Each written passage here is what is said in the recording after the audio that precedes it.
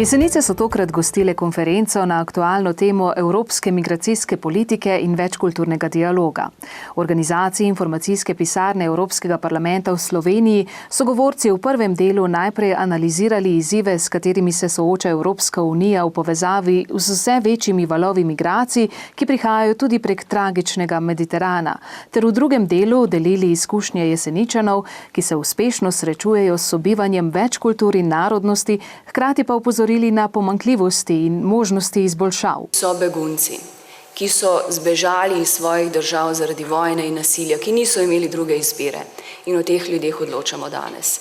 Države Evropske unije, tudi Slovenija, bodo morale sprejeti hitre in učinkovite rešitve za pomoč pri reševanju stisk migrantov in beguncev, ki so že v Evropi, in njihovem vključevanju. Pristopu, kjer bi se moralo obravnavati tako ljudi, ki prihajajo v Evropsko unijo in potrebujejo mednarodno zaščito, kjer bi se moralo obravnavati nezakonite migracije, kjer bi moral biti poudarek na vračanju tistih, ki v Evropi mednarodne zaščite ne morejo pridobiti ali pa nimajo utemeljenih razlogov za to in se naj bi vrnili v svojo domovino. Eno ključnih vprašanj, ki ga je konferenca izpostavila, je vprašanje varnostnega tveganja, ki ga prinaša veliko število migrantov. Migracije so neločljivo povezane z varnostjo in glavni problem je, Islamska država se sama hvali, da ima približno 10.000 ljudi pripravljenih, svojih bork in borcev, da jih bo pomešala med te begunce. 14 dni nazaj je Islamska država zajela na obalah Libije 88 eritrejskih kristjanov, ki so želeli migrirati v Evropo. Še nismo videli begunca, ki bi povzročil teroristično dejanje.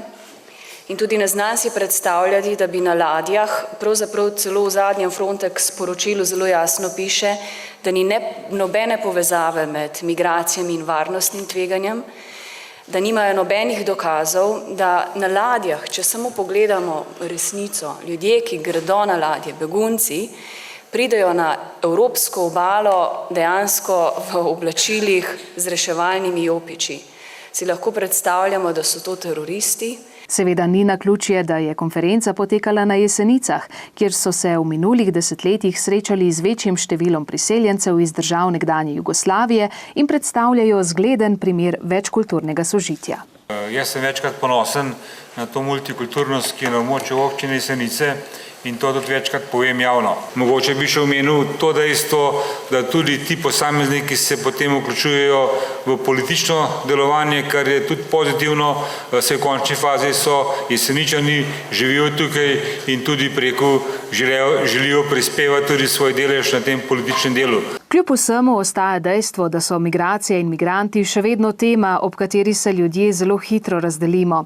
Hkrati pa na tem področju Evropa nujno potrebuje rešitve. To pomeni, da se bomo morali v Sloveniji dogovoriti za ena pravila, konkretno tukaj tudi za število beguncev, ki jih hočemo sprejeti, pa tudi o tem, kje bodo živeli, kdo bo za to plačal in kako jih bomo sprejeli. O tem se bomo morali dogovoriti skupaj, pa ne samo v Sloveniji, ampak tudi v Evropski uniji. Le če se bomo dogovorili in si, najprej mi v Sloveniji in potem v Evropi, med seboj pomagali, bomo lahko zagotovili pravice in življenjski standard, ki ga želimo, in ga omogočili našim otrokom in tistim, ki potrebujejo našo pomoč.